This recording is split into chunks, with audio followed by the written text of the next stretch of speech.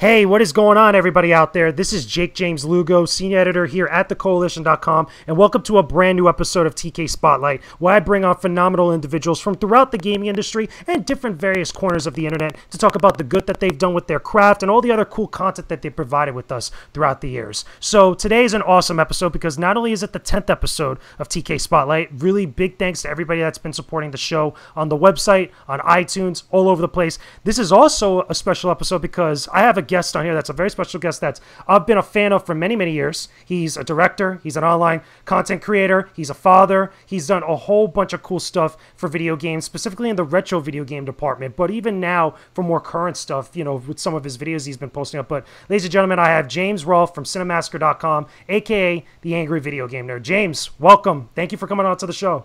Oh, hi. Well, thanks for having me.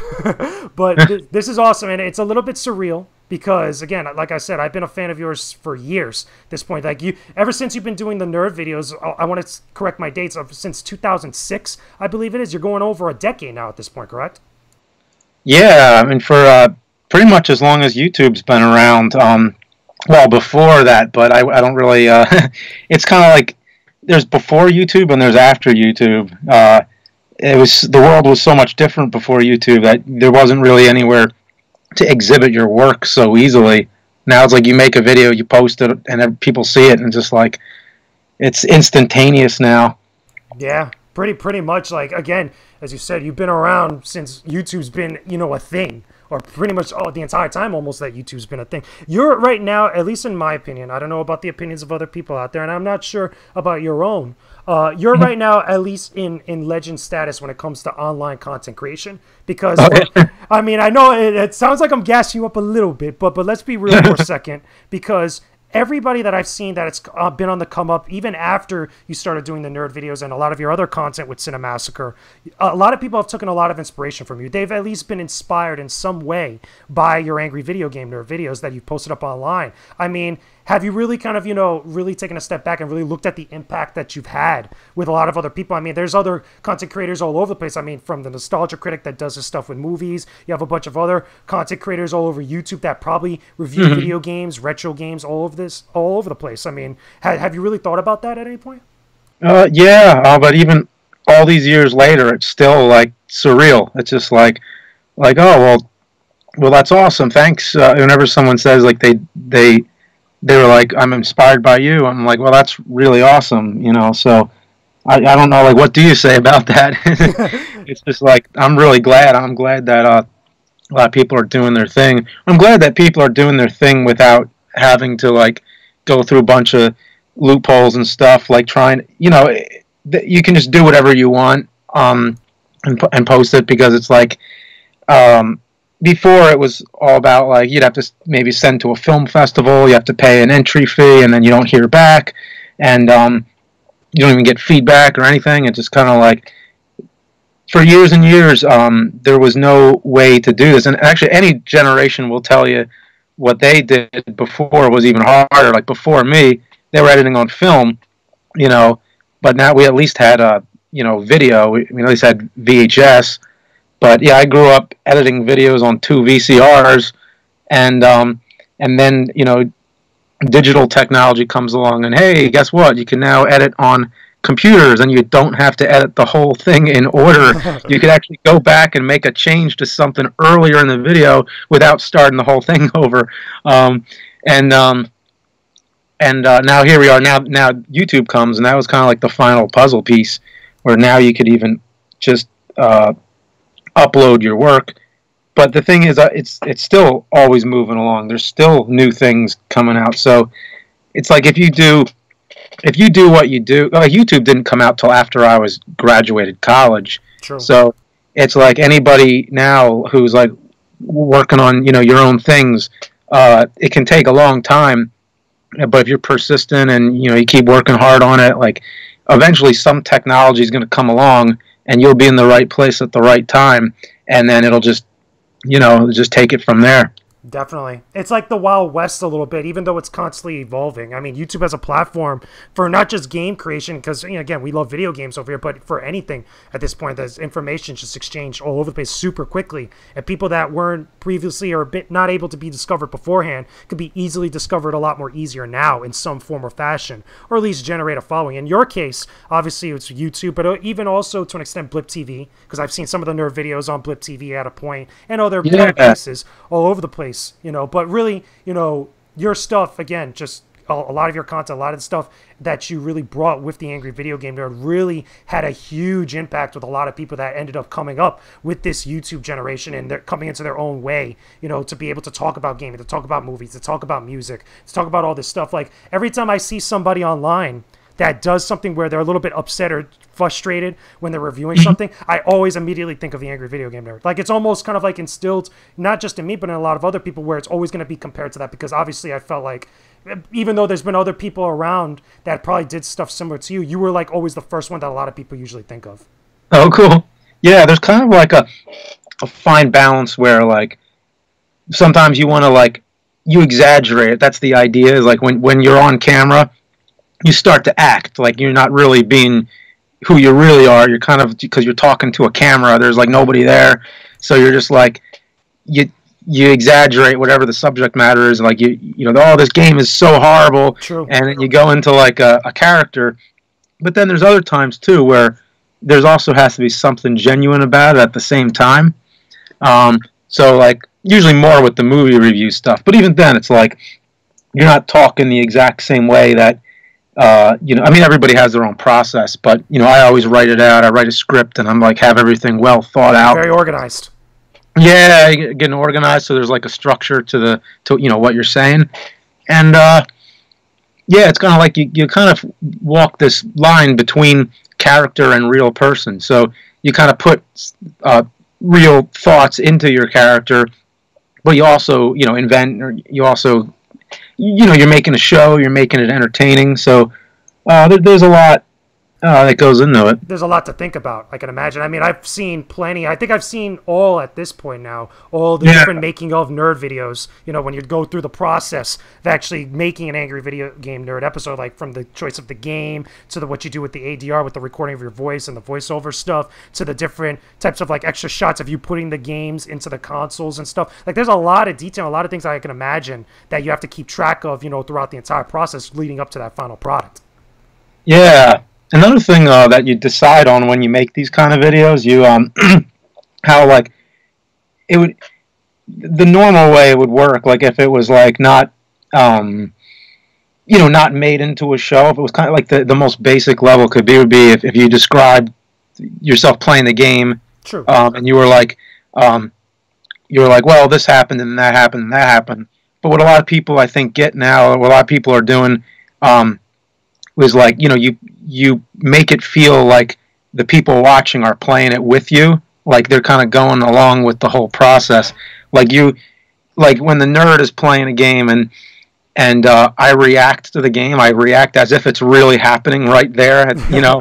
So it's kind of like you're experiencing the game with me at the same time, but you really know in real life, I'm just like, I played it first, and then I figured out what I was going to do, and then I did the reactions, and it edits back and forth, from you see me, you see the game, you see my face responding to it. So it's like, it's kind of like I think people get that cinematic language now. Definitely. Where it didn't really exist that way before with critiquing stuff. Like, I'm trying to think, like what kind of critics, like Siskel and Ebert, they were like two of the biggest, movie critics that were. But even them, like they're entertaining, and they make it really fun. Like, they used to like argue a lot and everything. Yeah. But they still talk about it like they just had seen the movie. It's never like, I don't remember it ever being where they would be reacting to the movie as they're watching it. But then, like Mystery Science Theater, I think they're one of the first. Yeah, that's a good point. I think they really, like I definitely owe a lot to Mystery Science Theater, because they were like the first ones to like be like, hey, we're going to sit down and watch this movie with you, and along the way we're going to like react to it. I think also in your case with the nerd videos, you were the first ones to present it in that type of way when it came to gaming, and even not just retro games, but just gaming in general. Because I couldn't even think of any other channel at the time, like from 2006 even to maybe about 2010, I want to say. Because there was other critics and other reviewers out there and other content creators that were doing similar stuff, but that was after you had already established yourself or started getting a following. But had that same process like you just described, like presenting it where like the audience is with you in the room and actually experiencing that. I think you even spoof that and parody that a little bit and talk about it. I believe it was in the Sub-Zero Mythologies episode of the Angry Video Game Nerd where you're like, here, take the controller, you wish you could. At that point, like it was a funny little commentary on that, but I could think of no other person that at least presented it in that type of way. And I think I could also maybe ask you about, does a lot of that come from your I guess your schooling and at least your investment in film, like in traditional film, making movies, making independent films on your own outside of the nerd stuff? Yeah, it definitely does. Like I treat each video the same way as if I was making a movie. So I think a lot of people kind of responded to that I think they knew something about it was different than just, hidden record and playing the game and talking while you're playing it, which you could do too. Or doing VO over it. Yeah, and obviously you can do that. Lots of people definitely, have a knack for doing that and are good at it. It's not usually what I do. We do it with the Monday videos, but I'm usually more about like scripting it and planning out like making it like you're telling a story. But yeah, I think because I've been doing that for so long before, like growing up making movies in my backyard, and that was always what I wanted to do. I want to make movies. So then when I started doing this, it was kind of like the same approach. It was like, well, I'm going to do it like I'm doing a movie. Yeah. Yeah.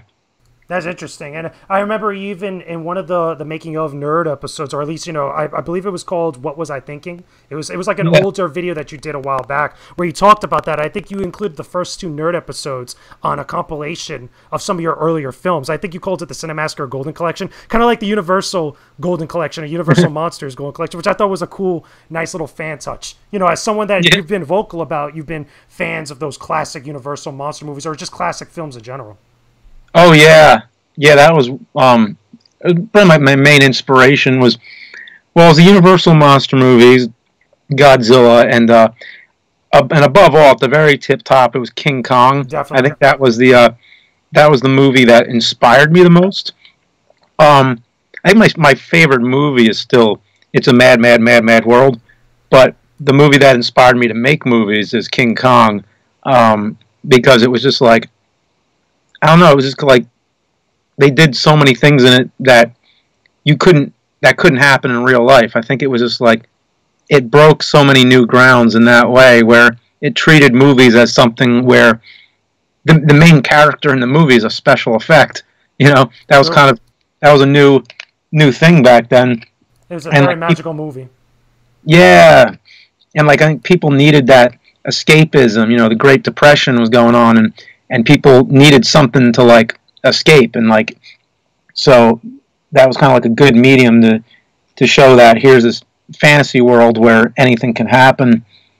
Cool. Now, let me ask you this then, to get back onto the nerd videos, what do you feel like is the best aspect or what the one thing that people really gravitate towards to watching the Angry Video Game Nerd videos? Because for me, watching it over time throughout the years, to me, the character of the nerd almost takes kind of like a Looney Tunes type of approach. And I know you've done videos about Bugs Bunny and the Looney Tunes and stuff. You even did like a whole homage video where it was about, I think it was the Crazy Castle episode where you kind of like shot and did different stuff with it with some, I believe it was Mike dressed up as Bugs Bunny, and you kind of like did kind of like a little spoof of like what they used to do in Looney Tunes cartoons. But I look at the character of the nerd and it's like, there's a lot of different character traits that people associate with what like a stereotypical nerd is, but it's almost kind of like not like an archetype, but like a character that isn't necessarily like really kind of poking fun or saying anything bad about, nerds in general, but it's like kind of like one of those things that's like it's enjoyable to watch. It's kind of like watching a Bugs Bunny, watching a Daffy Duck, that they have certain qualities about them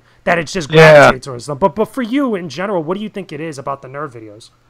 Oh, I don't know, but that's one thing for me for sure is like, like the facial expressions are definitely like cartoon, it's everything's a little bit exaggerated. Like it has that that reality where anything could happen within that world. True. So that's a big part of it for me. But as far as everybody else, it's all different things probably. Like everybody who you have a very wide, diverse audience watching all these videos, and they probably all have their own tastes and preferences to what it is they like about these videos. True. And I think with everybody, it's probably something different, which is why I like to change it up a lot. Like I like the ones mostly that are. Like this year, I think my favorite one was Polybius. Yeah, I saw that. That was hilarious. Yeah, that's what I really like. So that was kind of like my favorite one. But somebody else's would be something else. Maybe they liked the Power Rangers one, or like they're all different. So I think everybody just comes to it for different reasons. For me, like one of my favorite nerd episodes was the one that you did about the Tiger Electronic games, because I remember growing up with those. I had a bunch of, not those specific ones. I think I had the Jurassic Park one, and I think I had the Chip and Dale one at one point. But like remembering that time when that was a legit thing where everybody had it at some point. It's like being able to kind of like play on those nostalgic memories, but also kind of be presented them in like now as we're older, and be kind of like looking back. I was like, wow, that was really trash. Like back then when you think about it. But, you know what I also think is funny too, and maybe this might be challenging for you, clarify if it is or not, coming up with different ways to enunciate the word fuck. Like in all your videos, you're probably the only creator or only person I've seen in videos that could come up with like over 100 to like a million different ways to say that word in like different scenarios. And it's amazing to me because I don't think I've ever seen anybody else do that. Oh, well, thank you. I'm glad that it's lasted that long to be able to do that, because I don't know, something happened early on where cursing just became a part of the videos, and I guess now I'm glad it did, because like people know that as like it's like character trait. It's like it goes along with the videos, and it goes along with playing video games for some reason. It's like you play a game and it's like fuck, it just happens so naturally. So I'm glad that it went as long, because like at a certain point, sometime early on, like in 2006, I thought to myself, you know what? These videos would have been funnier if they were bleeped, because I was always a fan of that. That's true. Like, now that I think about it, that would have been hilarious. Even though now I'm glad I didn't, because I wouldn't have been able to enunciate fuck in all those different ways. Like, I like to say like flock, F-W-A-K, flock. So I wouldn't have had been able to do that if it was bleeped, because you wouldn't really hear it all. But I was always a fan of like, South Park would use lots of bleeping, and sometimes they'd go into like a rant where all you'd hear is bleep, bleep, bleep, and it's just like censorship's funny, there's like humor to that. So even though at one point I wish that I did that, afterwards I'm glad I didn't, because you would have missed out on all the different enunciations of the word. Do you think that at one point, if you maybe tried like an episode that didn't have any cursing on it, do you think that the nerd videos would have had the same effect? I think they'd have the same effect. Like they'd be fine, because there's been a few of them with no F words. So like I'm trying to Moonwalker. Yeah, that one I don't think had a single fuck in it. I think you had other curse words though. Like if there was like a totally clean nerd video, like I don't think there is one, but I think it's funnier because of that. I don't know if necessarily for me it would have the same effect though. Like some might be cleaner than others, but I don't think there's one that's completely clean.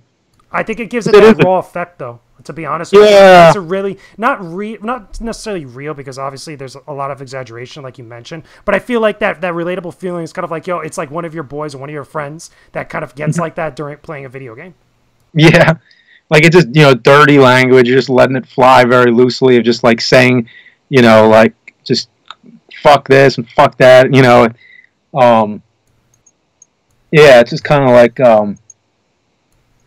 it's just fun like that, to be honest with you. But but let me ask you this then, because let's talk a little bit about games. Like obviously you've talked plenty of times all over the place about choosing certain games, to do nerd videos on and stuff. Like what is it about specifically retro games that you feel like, with the nerd videos, like that's where you gravitate the most from, besides being able to get them maybe a little bit easier here and there? Like did you ever think maybe at some point taking some of the nerd like videos or the nerd character and going much more current, or at least trying something a little bit much more current? Like, let's say going into like the PlayStation 4 generation, or even like last generation, like that.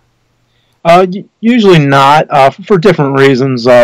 One is that the games are so advanced now. Like, I could pick up an old game that I know nothing about, and I'll still figure it out. You know, like it's pretty easy just to go into it and be like, okay, so this is a side scroller. You run, you jump, you shoot. But with games today, there's a lot more. Like, sometimes you got to go like 30 minutes just to get through the story before the game even starts. And then there's always an update. You always have to like download some software update, and it just takes so long to get the game started now. It gets too complicated. Yeah, and it's just like, and then once the game begins, it's like, I know that there's a lot of other people playing the same game right now because it's new and it's current, and they all probably know a lot more about it than I do. There's no way I'm gonna get ahead of it and get ahead of them and be the nerd and know more about it than them. So it's just never going to be my area of expertise. But another thing is that people seem to respond the most to the idea of going back to the past, of like, oh, you remember that game that pissed you off back then? Well, now it's payback time. Now we're going to actually like talk about like what it was pissed you off about that game. So yeah, like people say it's like good memories of having bad memories. True. That is a good point. That sounds interesting. So let me ask you this then. You know, the nerd also has his cavalcade of like secondary characters or other characters that you have that appear in various videos. I mean, you got Kyle, guitar guy, does your theme song. You got Shit Pickle randomly, which is funny. You got Mike, who's also his other name, motherfucker Mike, which Twister. Okay, but Mike would say that helps you out with some of the nerd videos. You got Bullshit Man as well. I mean, coming up with all these other characters, do you think like maybe there was a point maybe it was a little bit difficult, or at least you have to consciously think about like what other type of characters can like, you know, resonate well with the nerd, or like was it difficult like having to come up with another like, you know, character that for the nerd to play off of? Yeah, you know, because the nerd has never had a permanent character to play off of. It's like, even though people come and go and sometimes like they pop in again, it's like there's never been like a duo kind of, you know, thing, you know what I mean? Like, it's kind of, there's guest characters, but the guest characters are always guests. Yeah. So I never have been able to do it, but I think that's kind of just the way the show works. It just seems like it's just about the nerd. But, yeah, it is hard to come up with other characters. Yeah, I don't... Did you ever think that maybe at some point, maybe you might want to actually look into looking for a sidekick for the nerd, or maybe like a secondary character like that? Or do you think it would lose the charm of like what makes AVGN special? Yeah, if it was permanent, I think it would lose the charm. Well, I don't know, maybe it wouldn't, but it would be, you know, then you'd have to have two people critiquing the game, and you have to go back and forth and figure out like, it's a lot more to think about. It kind of, you know, in a way, it kind of overcomplicates it a bit. It's sort of more about like, well, what does this episode call for? Like, the Friday the 13th video was like the first one where it was like, well, what would it be like if Jason Voorhees was in the video with me? You know, it's kind of like it just depends on the game, I think. True. Yeah.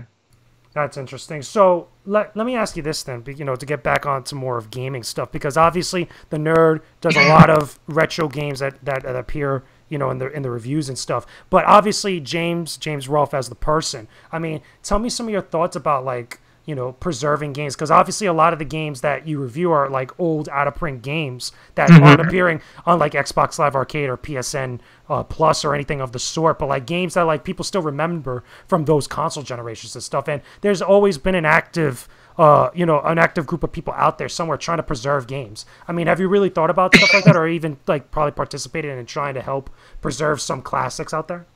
Oh yeah, definitely.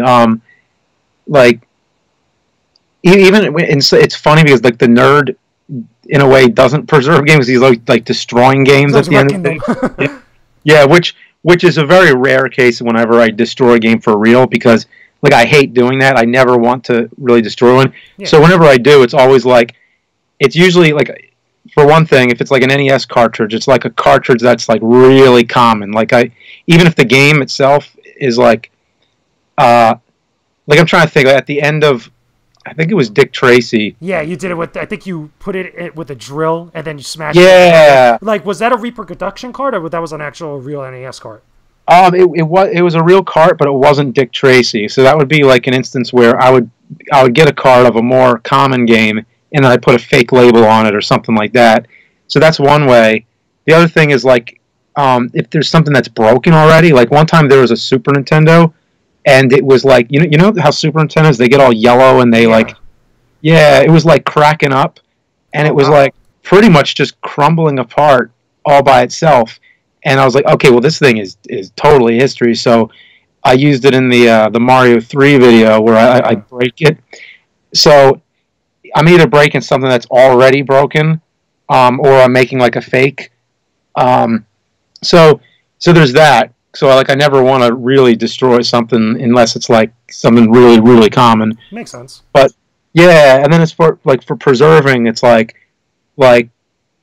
everything that I have here, it's like I know this is all like a mini museum in a way. So practically.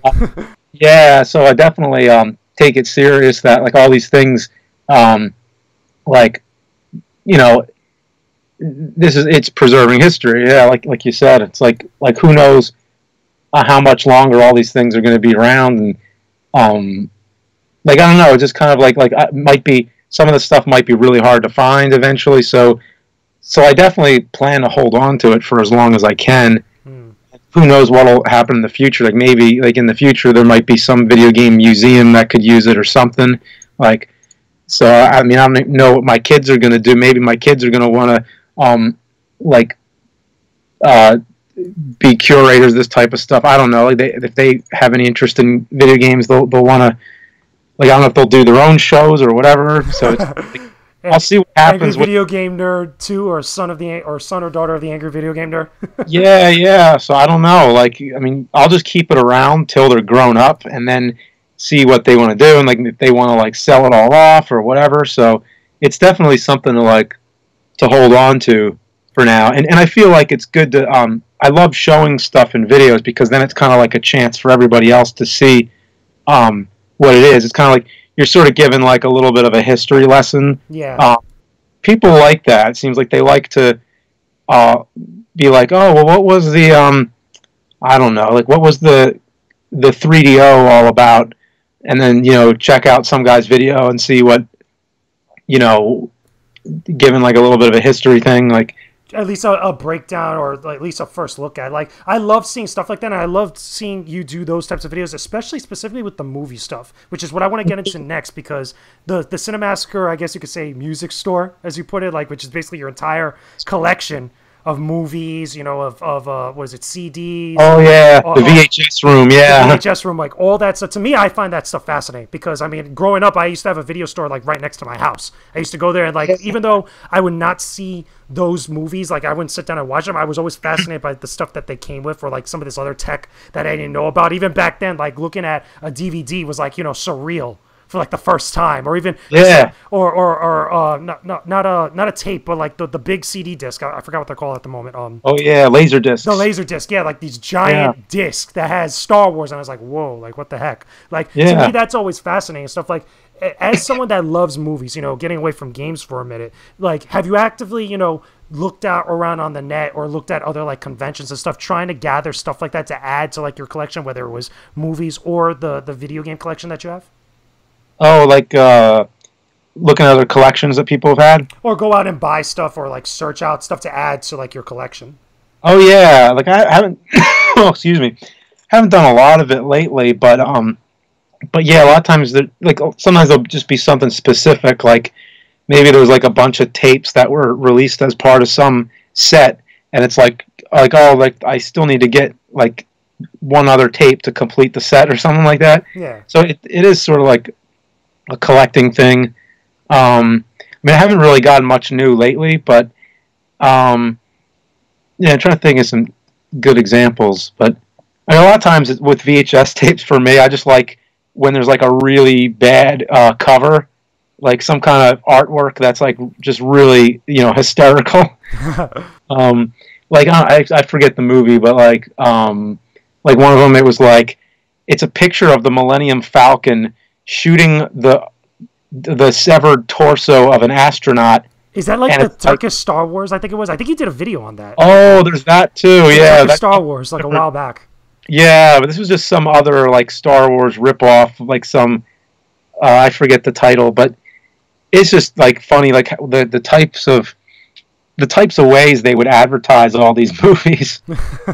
Like so, there's one called like Robo Vampire, and it's like a picture of RoboCop on the cover, and it's like, well, you totally just took RoboCop and put like I'm not even saying like it looks like RoboCop, like it is RoboCop. Somebody had to have gotten sued at that point. Like, seriously, they cut and pasted it. Yeah, that's hilarious. So let me ask you this then. With the nerd videos, with all the stuff that you've done with movies and stuff, you also have other shows and series that you do on Cinemassacre and also on the YouTube channel. You do Board James, which I love. I love Board James. I think it's very cool looking at stuff like that. Obviously, you have James and Mike Mondays, which is also interesting. You guys sit down, you do a Let's Play of different videos. You have the movie-related discussions that you guys post on YouTube and also on the channel and on the website.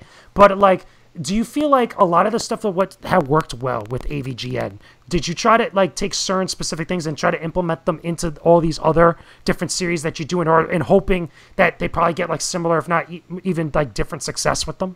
Like, for example, Board James. Like, Board James is obviously the most comparable to what you do with AVGN. I mean, granted, you've crossed them over a few times and stuff, but, like, Board James focuses strictly on board games, like, different specific, like, board games that people probably grew up with back in the day. I mean, was there a lot of, like, elements, making those videos that you borrowed from AVGN to bring into that video series? A little bit. I mean, the characters are kind of similar, and that's when I actually kind of made that alter ego thing where they're like the same person. Yeah. But, I was just thinking, like, so many people have done video game reviews, but you don't see as much about board games.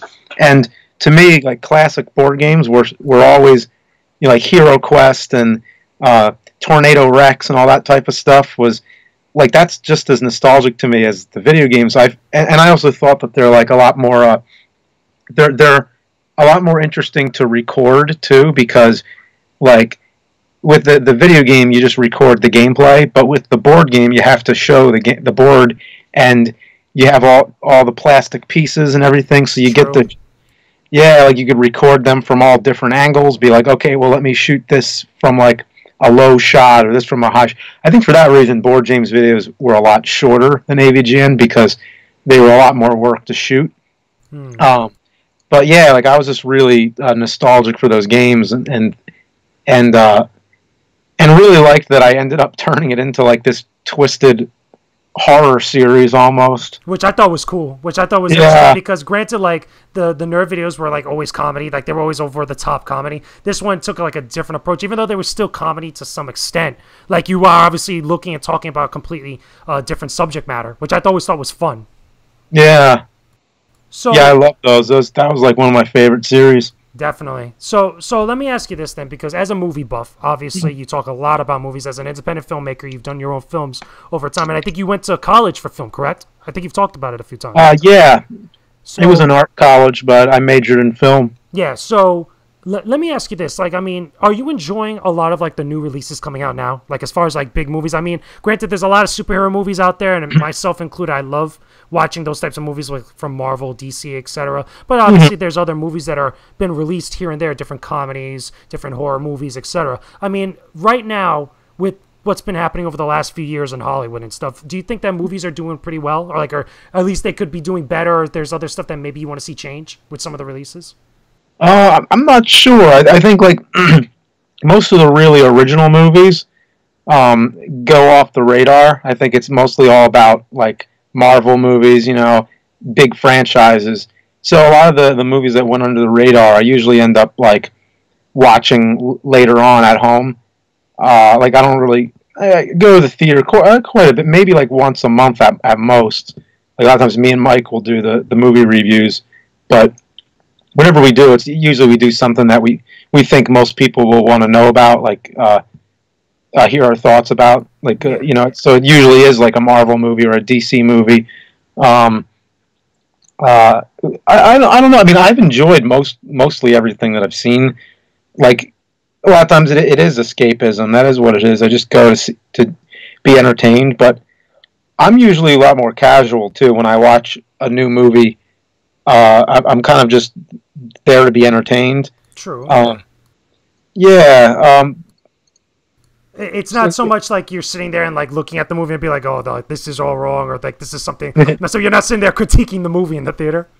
Yeah, like I'm not really. I'm usually. I think for the videos, I think the best videos I make personally, I think are the ones where I'm talking about not necessarily older movies, but like some kind of history aspect to the movies, like some kind of topic that's related to films, like the Mandela effect. Yeah. There's like movie quotes that you remember That wrong. was a good one, by the way. I actually enjoyed that one a lot.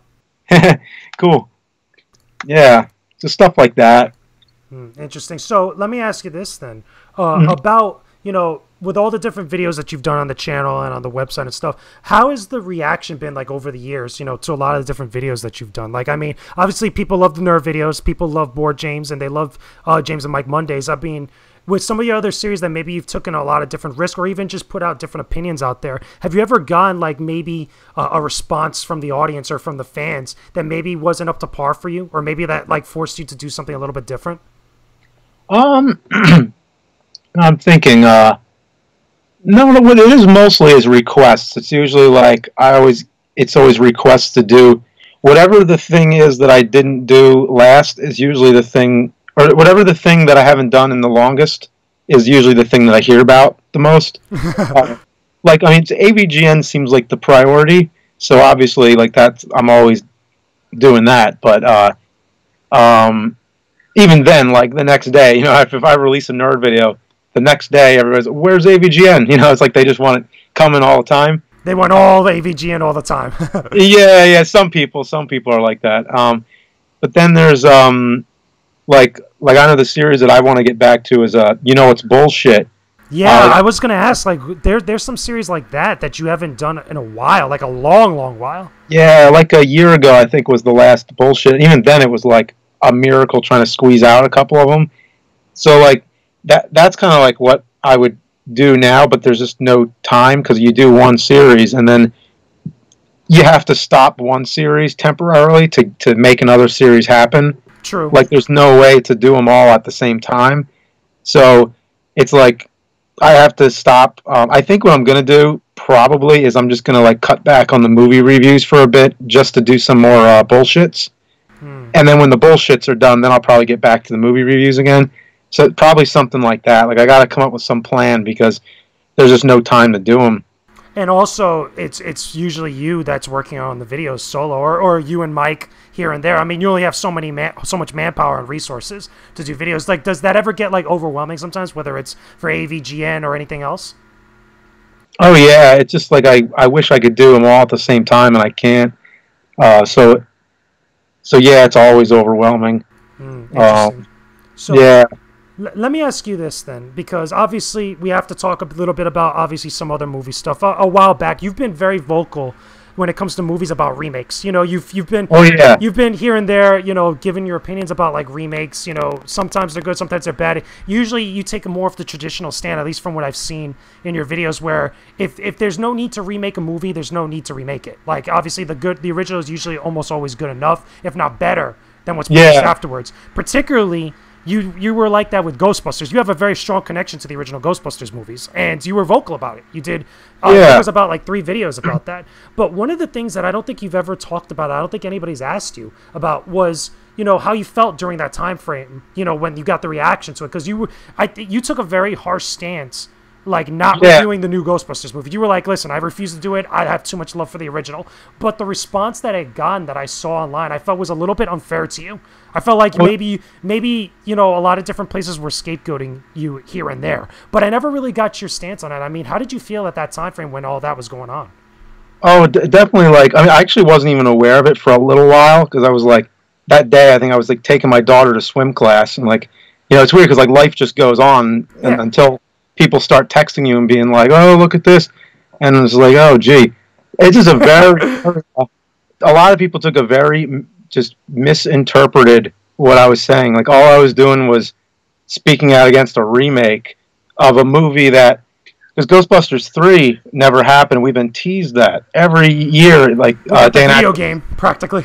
Yeah, it was like, oh, Ghostbusters 3, it's going to happen. There's going to be a new cast of young Ghostbusters, which is cool. And what they did, I had no problem with the cast. That's the only thing I wish I would have said in the video to make it 100% clear is like, had no complaints about the cast in the movie. Or I think you did. I think you did. Like you said, like it'd be interesting having these characters, even if they were like daughters of the original Ghostbusters. I think you said that at one point. Yeah, because like I mean, I said in there, I was like, oh, female Ghostbusters, male Ghostbusters, doesn't matter. It's like, because to me, everybody's equal. Yeah. So like, I obviously had I think it's great it was a female cast. It had nothing to do with that. But what they should have done, simply, and what I said in the video, was do what The Force Awakens did, where you have the original cast in there, and they pass the torch on to the new cast. And it was so interesting that they were so close to that, because they had the original cast making cameos, but they weren't themselves. They weren't the characters. It was just like one of my friends, Andre Meadows, Black Nerd Comedy. Yeah. He said, what was he said? I want to get the quote right. He said, if Girl Meets World could be set in the same universe as Boy Meets World, why can't Ghostbusters be set in the same universe as Ghostbusters? That's a good point. That's a very, very good point. Yeah, it's like that's all it needed to. It's very easy to cater to fans, because what the fans wanted was just to see one more chapter with the original team in there. And you could have done whatever. You could have killed them off. You could have done, like going again with Force Awakens. It's like, if anybody's seen that, they know how they dealt with it. Was you have the old cast in there, pass the torch on to the younger cast, and they have a young cast, which is great, and it's a diverse cast. And episode 8's coming out. Haven't seen it yet, but not it's even saying next weekend when we're actually recording this. So I'm ready. Yeah, it's pretty crazy, but not even saying that Force Awakens was like a great movie or anything, but it knew what to do. It did a good job catering to the fans, but also making it new for a new generation. And I think that's what they should have done with Ghostbusters, is keep it for a new generation. I mean, I think that's awesome. I'd love, my daughters could be able to dress up as, the new Ghostbusters or something like that. Like that's a great thing to keep it fresh for a new generation. But why did they needlessly sever ties with the original two? And I hear people say all the time, like, oh, because Ghostbusters 2 was so bad, but no, it's like you can get, that's fine. You can have a bad movie, but then you can still pick it up with another sequel. I mean, I personally liked Ghostbusters. I think it's a trending thing to say that. I feel like a lot of people, because they want to be Ghostbusters or real Ghostbusters fans, that's a trendy thing to kind of just jump on, I feel like. To jump on not liking the second one? Yeah, like not liking the second Ghostbusters and saying like the first movie is like the epitome, which is true to an extent, but I like really hating on the second movie. Yeah, I kind of feel like, give it another chance. Like, give it one more chance. Exactly. Yeah. So, and also, the other thing, which I clearly said in the video, was the title. It was just like, I feel like they should have just called it something else. Call it Ghostbusters The Next Generation or something. I agree. Because then it's not like, oh, well, when you hear the title Ghostbusters, now you're going to think of this new one. So, there was a remake of Ben-Hur. Yeah, and which actually, I should get technical, is that the remake of Ben-Hur was a remake of a remake, because the original Ben-Hur was a silent film, and then they made the other one with Charlton Heston. But it's like, even that, I was like, well, that's ridiculous that they're remaking. Like, there's just too many remakes, and I complain about all of them just the same. Sure. But that one, Ghostbusters, was, whoa, like, that's just a hot topic. Like, don't go anywhere near. I wasn't even aware that there was like a gender politics war over it. Here's the thing, and I wanted to ask you about that to kind of bounce off of that. Like, do you feel like that reaction that you got, or the way that people were reacting to your video, was a product of all that other stuff going on at the time? Because anybody that watched your video that didn't hear about it from other people would have never put like some of the reactions that I thought that were out there. Like, some people were saying like some really bad stuff about your thoughts on the movie, which I was like, there's no way anybody could have gone this if they had just saw his video, because I felt like you weren't even saying anything nasty about the new Ghostbusters, which I thought was crazy. I actually, that was one time where I watched the video again afterwards. I'm like, what did I say? You're like, let me make sure. And after I watched it, I was like, I said nothing. And there was nothing in there. I talked about the movie. I talked about the special effects, and I said, okay, well, the trailer looks pretty bad, but it's not gonna like the movie might be good, but the trailer looks bad, and I noticed already, like, because I saw the trailer, saw it had a lot of thumbs down. A lot. I was like, okay, so people agree that looks bad, but here's the problem. I was like, people are probably going to go see it anyway. Exactly. So I was trying to make a point, because all these Transformers movies, the Michael Bay Transformers movies, oh yeah, I hear so much negativity towards those movies, but they keep making so much money, and I'm like, well, if you don't like the movie, don't go see it. You know, like, if you keep coming back. So if it's like, okay, this is a movie that everybody is like saying they're not going to like, then just don't see it. And that's what I was encouraging. Like, and I think that's better that way, because then people who will like the movie are the ones who will see it. So hopefully that just means that, you know, more people got to actually enjoy the new Ghostbusters. True. As opposed to like people sitting, you know, in the theaters with their arms folded, just like there just to trash it, you know. Yeah, I agree. And again, I always felt like you got treated very unfairly with that. And the thing is, out of all the people that I saw online that actually understand film, that actually talk about film on a regular basis like that, you were the one that I felt was the most, not only the most lenient, but also the most kind of like fair when it came to that movie, in the hindsight of everything going on. And everybody that, or at least not everybody, like a good number of places, I felt were just looking for a scapegoat for the conversation at the time, because I felt like it was wrong. It was just a wrong thing that I saw at the time. But either way, like, you know, have you ever seen, or at least had time to sit down and watch that movie afterwards? Because I don't even think you talked about it. I mean, I did eventually, but as you know, talking about that movie, it went so well last time, you know. Why would I do it now? But I did see it because my wife wanted to see it, and we did actually watch it like on cable on demand, like, you know, well after the fact. And it's what I thought. I mean, still every complaint stands up, but the movie itself, if you just take all that away, like all the complaints, like, oh, why didn't they make it a sequel? Why did they make it a reboot? If you just took all that away and looked at it as just a movie, that's just all it is. It's just an average summer blockbuster type movie, you know? Like, it's really like nothing. It's not that horrible. It's nothing special. It's just an okay, like, popcorn flick. True. Very, very true. So let's kind of wrap everything up nicely here, okay? Because I think that this will be a good point to kind of ask the same question that we ask every guest that comes onto the show. And this is going to be a little bit special because I'm really curious to see what you have to say on it. And then we're going to get into some listener questions, which, again, were chosen by you guys that are listening to this now. I asked you guys to send me questions to ask James for this episode of TK Spotlight, but we'll get to that in just a second. I want to know, okay, if there's one thing that you could tell anybody out there that's on the grind, that's trying to create content, that's trying to start their own stuff, whether it's gaming related, movie related, or anything of the sort. What is one piece of advice or one thing that you could give to them on this episode? One thing that you would tell them. Oh, yeah, a couple things. That's okay. No, go ahead. This is all you. Yeah, the one thing, just to reiterate, I said earlier, was that like, if you keep doing it for a long time, you keep working hard at it, then eventually some kind of technology will come along that will, you know, that will give you like the tools to do something that you didn't have earlier. So it's like you'll be in the right place at the right time at some point. And then the other thing is there's no like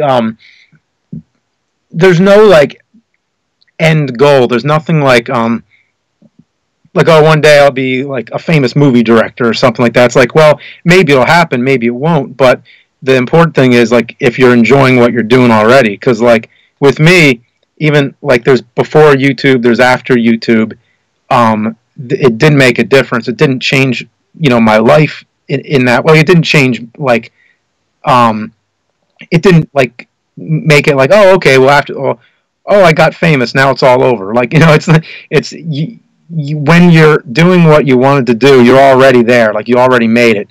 So, like, because I still make content because it's what I enjoy. You're still doing it. So whether or not you're famous doesn't matter. It doesn't the only thing that matters is if you're doing it and you're enjoying it, because it's hard. It's hard to find time to be able to do this kind of stuff. It's like not everybody, can just make videos because you have so many obligations and stuff. So it's kind of like if you're able to do it and you're doing what you like, or if you have a job that you're happy with, you're already there. Or if you're able to make the time for it, outside of your job or however it works into your life, it's like that's all that matters. If you're able to do what you want to do. Nice, good words, good advice. I'm surprised because that was a little bit different than what we normally get on the show. But really, cool. Thank you. I'm pretty sure a lot of people right now listening to this will appreciate the fun, kind words and at least helpful food for thought there. So let's get into some quick fire stuff now. Again, like I mentioned before, you guys that are listening to this now, I asked you over Twitter to send me questions to ask James. These are going to be quick fire questions, James. Now, again, feel free, take however long that you want to answer them, however short or however long here. But a couple of fans had a couple things to ask you. So we got one from Thomas, who at Tom Cinema on Twitter. He goes, James, do you ever plan on doing a full-length horror movie? Now, I'm not sure if you actually did this already, because you've done a lot of different horror-themed movies, like in your collection, your body of work. Yeah, like I've done, The Deader the Better, Legend of Blue Hole, but he's talking about full length, and yeah, I'd like to. I'd like to do something where I've been planning on that for a while. I have no guarantee when or if it's going to happen. Hoping it will happen. I am writing stuff. I am, in between nerd videos and stuff, I am trying to write some ideas down. And I mean, I do have a full outline planned, but I don't, things change day to day, different ideas come and, but I think it would be, after making that Polybius episode, I think that it would be nice to see something feature length with that same kind of suspense that just ramps up. See how long it could go. I'm thinking an hour 20, hour and a half movie. Not that 2 hour limit. No, I think horror movies to me are I think horror movies are best when they're more in the shorter range for a feature, hour and a half or hour 20 minutes. I think Evil Dead's an hour 20, stuff like that. Whenever it's hour 45 or 2 hours, it's usually more either an action movie or an adventure film, science fiction. And then when it goes over 2 hours, it's Lord of the Rings type epic movies, or a drama that has a lot of character development or something like that. So yeah. Nice, good answer. I'm curious if you ever would do AVGN again, an AVGN sequel. That'd be pretty crazy. Yeah, it would be crazy. It would be too hard to do because it would have to top the first one. True. And the first one took 8 years of my life, and that was before I had 2 kids. So doing one now it just seems like it would be impossible. It would just be too hard to top it, and it would either have to be even crazier than the first one, or it would have to be just a totally different direction, a totally different theme. And at that point, it might not even really be a sequel. It would be something so different, that I don't even know. Like a spin-off special. Or yeah, it'd be kind of to do something else in that same world and in that same that wacky adventure. Just balls to the wall, just going nuts. Yeah, it would be too hard. Plus, I'd rather do the horror film right now. True, that'd be crazy. And then also, with sequels, sometimes they take double with everything. It might take 16 years to do instead of 8. Yeah. That'll be pretty bad. But here's the next question. Now, this comes from TPG Dude. Okay, I hope I pronounced that right. James, are we ever going to see your first film, Jimmy Rolfe versus the Punching Bag? As well as other films, including The Giant Movie Director and Chaos at the Video Store, which I'm guessing he's referring to some of your earlier films, I'm guessing. Oh, man. Who would want to see that? That's funny. I mean, that would be... Jimmy Rolfe versus the Punching Bag. First of all, I have to see if I even have it. And if I do, I think it would be just for the novelty of, hey, here's my first movie. It's not even, I wouldn't even consider it a movie. Cinemassacre, lost film. It would probably be the only thing counted as a film that was in the 80s, technically, because it was 89. And it may exist, in its entirety. I'm not sure. Can't confirm or deny.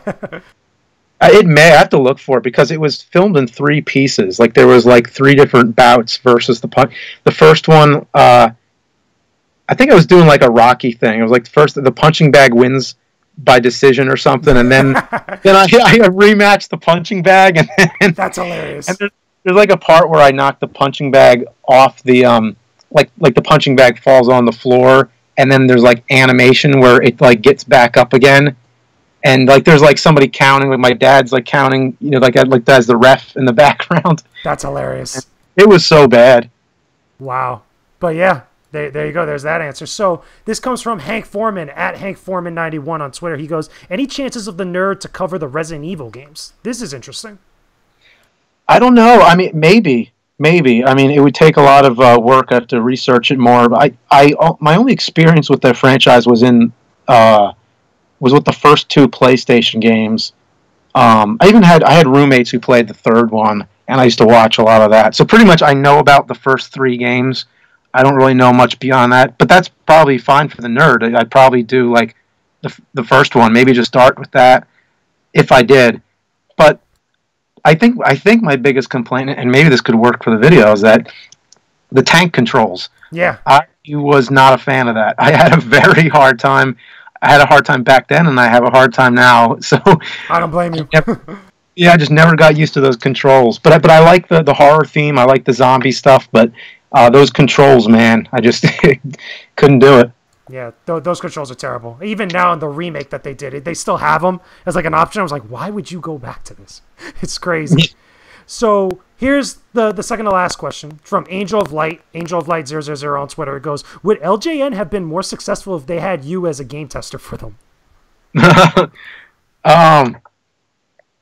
Maybe now, maybe not back then though. As a kid, I don't know. Yeah, I mean, from what I heard, like even Bob Gale gave suggestions for the Back to the Future game, but they were on a deadline; they couldn't use anything. It's kind of like it wouldn't matter; like it would fall on deaf ears, you know. It's like they just had a deadline, so I guess they had to just get them all out. So, I don't think there was any testing going on with LJN. You think they maybe would have listened to the nerd, like the actual character of the nerd, just like hit them up constantly about stuff? That'd be hilarious. But here's the final question coming from Richard Bailey Jr., which is editor-in-chief of the Koalition, guys. So what are your thoughts on the recent controversy regarding loot boxes and microtransactions in video games? Now, I don't know if you know a lot about this, but there's been some stuff going on with people paying money for some of the stuff in their games. But do you have any thoughts on it? Yeah, loot boxes and microtransactions. Loot boxes and microtransactions. I think I know about loot boxes. They're like it's something you subscribe to, and they send you like a package. And no, the loot boxes that he's referring to is like when you're playing any one of the new games that are out now, and it's like, you know, when your character levels up and gains enough experience, you get a loot box which gives you like certain types of like, you know, cosmetic stuff or certain things like over a period of time as you level up while playing the game, as opposed to also while you're able to do that, you could also pay real money to get specific stuff for your character or specific stuff for like your inventory and such. Oh, okay. Actually, this first hearing about it. So, yeah, that's my first time hearing about it. So I don't really know. Not really equipped with an answer. But what do you think? Honestly, I think it's super complicated and a little bit annoying because it could kind of, you know, they just had a Star Wars game now that just came out now, Star Wars Battlefront 2, that does that a lot. And like they really kind of edge you on to really spend real money on, the in-game items in order to, you know, progress further into the game, you know, as far as like getting certain weapons, getting certain cosmetic items, certain like, you know what? Yeah, like don't they do that to Mario Kart a lot and a lot of games like that? Somewhat, not really Mario Kart, not really Mario Kart, like the new Mario Kart that came out now on the Wii U and the Switch, but like another game that came out recently was Middle-earth Shadow of War does that, Overwatch does that, Star Wars Battlefront 2 does that, and then a couple other games here and there. I know Destiny 2 is the other big one that really gets into stuff like that, but the main point is that spending real money like after you bought the game in order to get additional items in game for your character. That's what he's really kind of referring to. Oh, okay. Well, I'll keep an eye out on it for sure now. So yeah, thanks for letting me know. No problems. But yeah, that's all the quick fire questions. Any other final thoughts, James, that you might want to tell your fans? You might want to tell everybody listening to this episode right now? Oh, I mean, not much. I just hope that you enjoy watching the videos. 'Cause that's all they're for, just to have fun, you know. And I hope everybody else who's making their own videos, you know, good luck, and hope you have fun and that everything goes well. And enjoy your holiday season. And everybody, take care. Nice. Thank you so much for being on this episode. Again, like I've said before, this is surreal. This is awesome. You know, as a fan of yours for many years, thank you for all the good content that you've given all of us, which I think is great. You know, I'm gonna continue watching nerd videos, you know, long until after, you know, you stop like that. I'm always gonna go back and watch the nerd videos. But this was awesome to have you on the show. So really, thank you. I really appreciate it. Oh, thanks a lot. So, final things that we could kind of just clean up on. Again, where can everybody find you? You're on Twitter, correct? You're at Cinemassacre or at Cinemassacre. Yeah, at Cinemassacre. And obviously the website cinemassacre.com. Yeah, and Okay. YouTube channel Cinemassacre. Nice. And pretty much that's where everybody can find your content. Everybody can find your videos, both on the website, the YouTube channel, all over the place. Like that's the best place. Twitter's the best place to interact with you, or just through the website? To interact, so I mean, really, it's best to send me an email. But if that's what you mean, Yeah. But the best way to yeah, if, like you could, you know, just subscribe to the YouTube channel.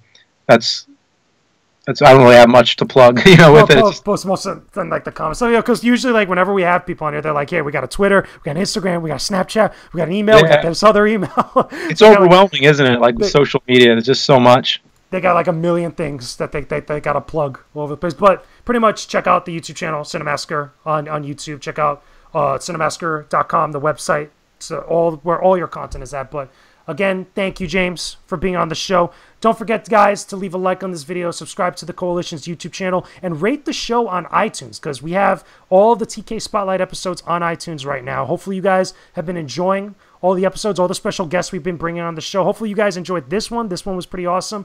Hopefully it went well for all of you guys out there that are listening. So with that being said, we will talk to you guys again very soon. Peace out, and stay epic.